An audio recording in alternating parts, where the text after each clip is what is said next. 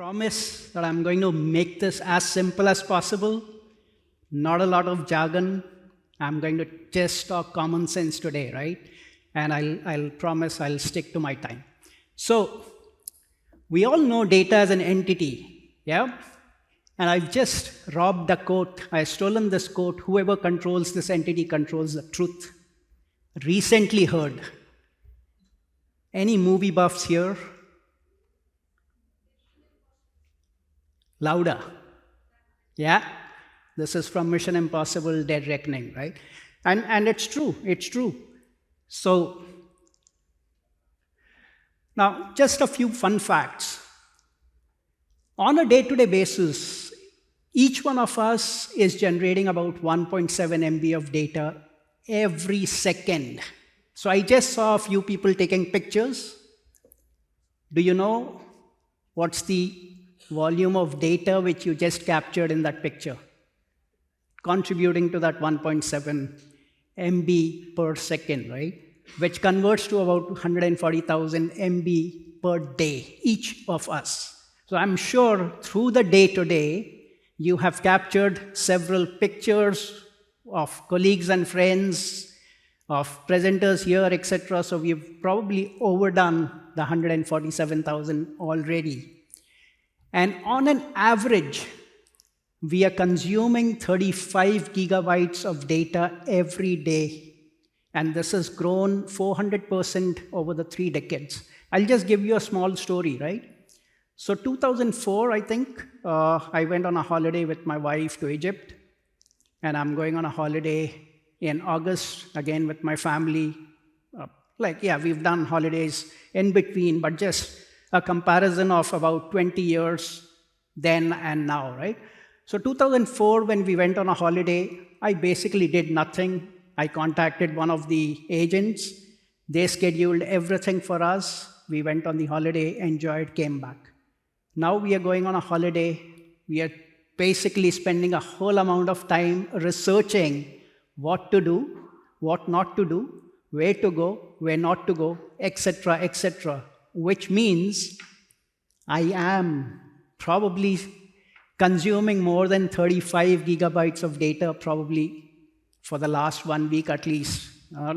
And this is true. This is something which we are all doing, but we don't realize it. So, as you heard from the gentleman, Khalid Nizami, I'm going to talk a little bit about purpose-driven data. What does purpose-driven data mean, right? So, usually as human beings, we are just psychologically hoarders. We like to just keep things. Very few of us are interested in kind of recycling or throwing away something when we get something new. We just want to hoard. And that also happens with a whole lot of data. Like you go into your organization's data centers and look what volume of data you have, you'll probably realize that you have data which is 5, 10, 15, 20 years old. Maybe it's not worth anything today. Maybe it is, but we don't know, right? So that's the key thing here. Is it still purposeful? Is that data still serving any purpose for your organization? So at the end of this 20 minutes or so, what I want you to take away is organization focus on purpose-driven data, loss of agility due to over-analysis, and sustainability from data-related volumes, right? Again, we are growing a whole lot of data every day. So 2.5 quintillion data bytes generated each day. That is 900 quintillion data bytes over the year. That's a lots of data. I don't even know how many zeros that is, but it's a lots of data. Currently, 44 zettabytes of data in the entire digital universe, and this is as of 2023 big data statistics. And 70% of the world's data is user-generated. Just take a minute, a few seconds and think, in just today, what are the activities which you have done which has amounted to the generation of the data? One. Second, how much of the data is something which you're going to use tomorrow, in a week's time, or in a month's time?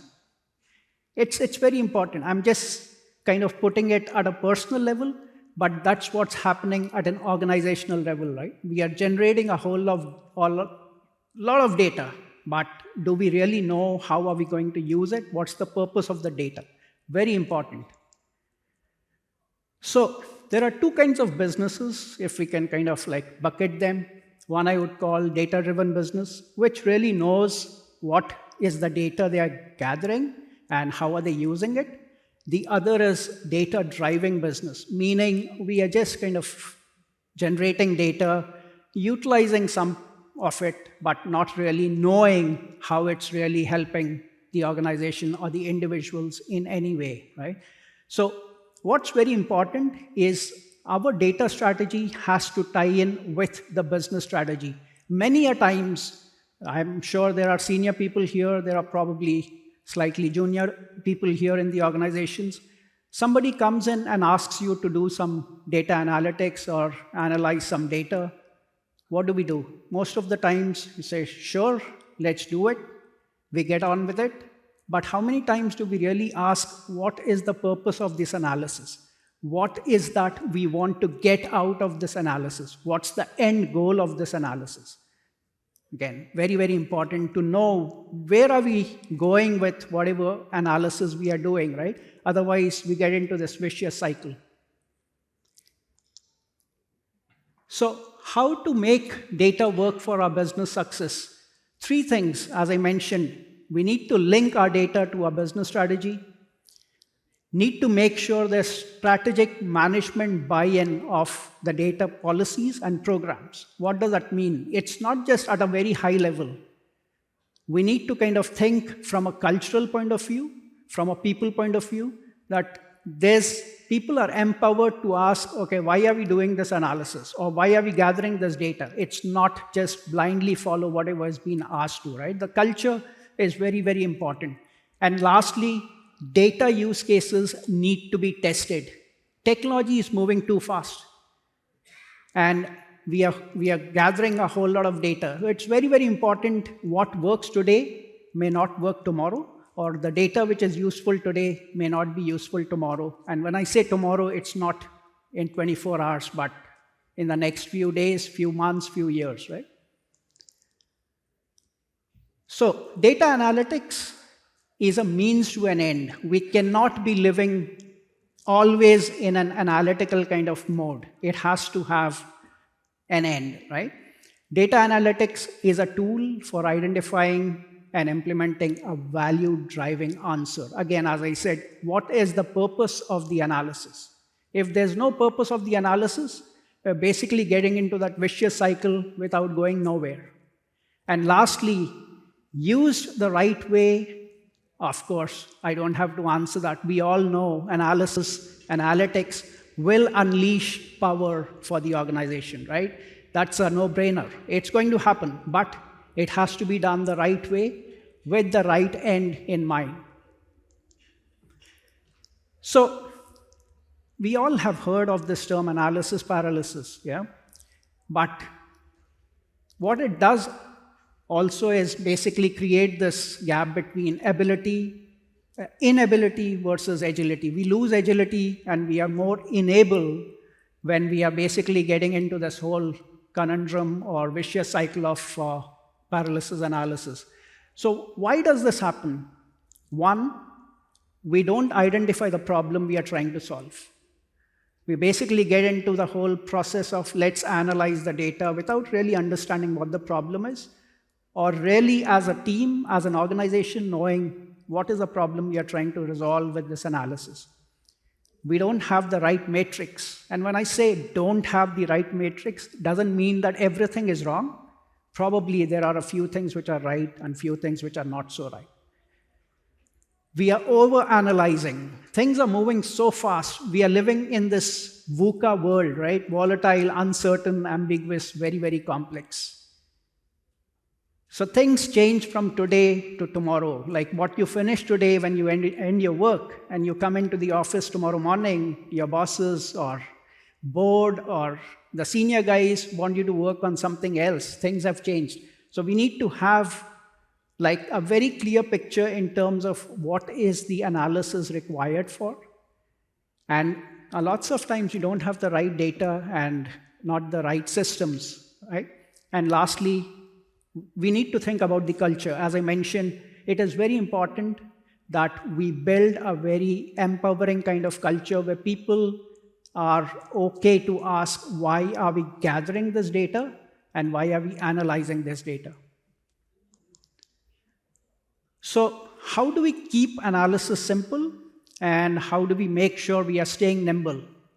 One, clear goal. What are we analyzing? Why are we analyzing? Two, need to treat the decision-making process like a to-do list. So what I finish today, there has to be some action out of it, right? It cannot be like, okay, I'm just going to continue and there's no actions out of it. Breaking down important decisions into small action steps. Again, very, very important that think, like you all probably have heard about the SMART goals, right? There has to be some kind of specific, measurable kind of goals where you can really get out of the analysis something meaningful. Get input from your team. Lots of times, like if it's just an individual, we probably stop thinking at some point in time, we are lost in the data, we don't know exactly where we are going. It's fine to basically get inputs from your team, from your managers, etc., from your board if you're at a senior level. Make sure you understand what you're doing, why you're doing. Leveraging technology to, the whole day we have heard about AI, we have heard about machine learning, we have heard about so many tools. It's all there. We should make use of that.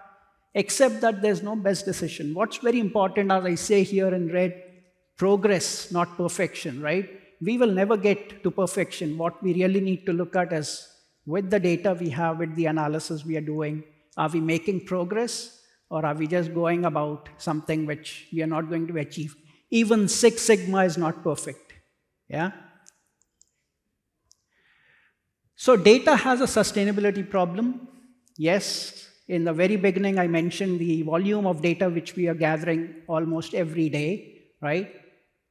It is a problem because data collection needs a whole lot of storage, be it on the cloud, be it on premise. AI contributes to a whole lot of carbon emission.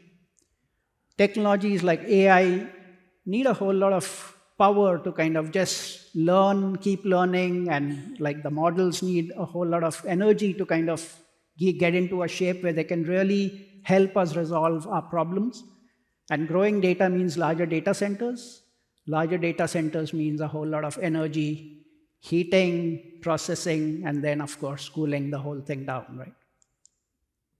So what do we do to address the data sustainability issues? As I mentioned, we are hoarders, but we need to get into this mentality of really thinking, what is useful data? What do I need?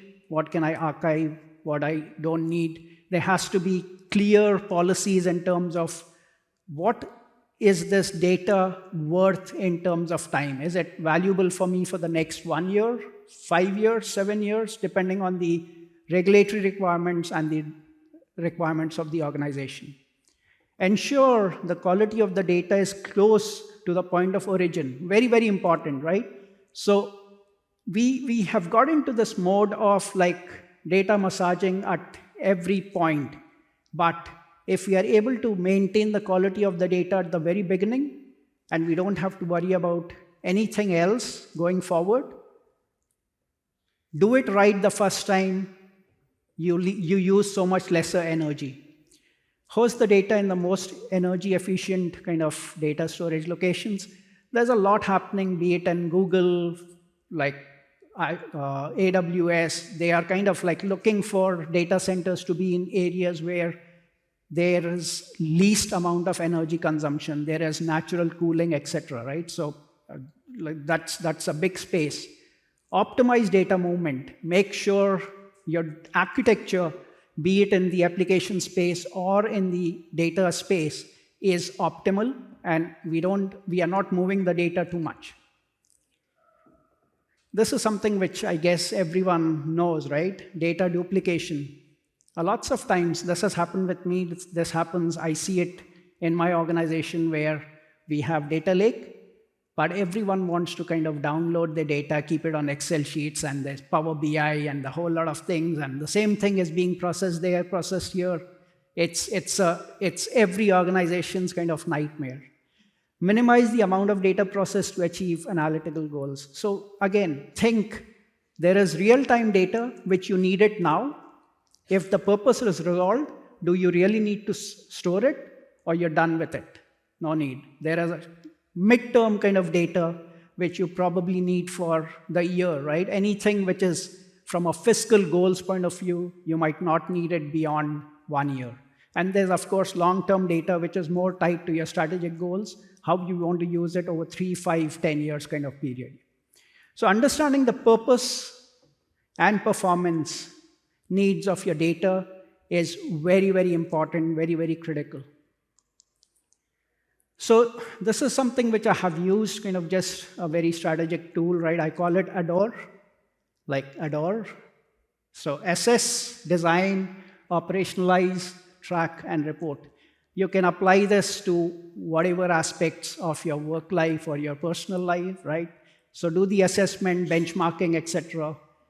Based on that, you design the strategy on how you want your data requirements to be fulfilled, what you want to achieve with it, operationalize it in a way that there's not just how do we use it, but who's using it and why are we using it. Again, think purpose, right? Why are we using it?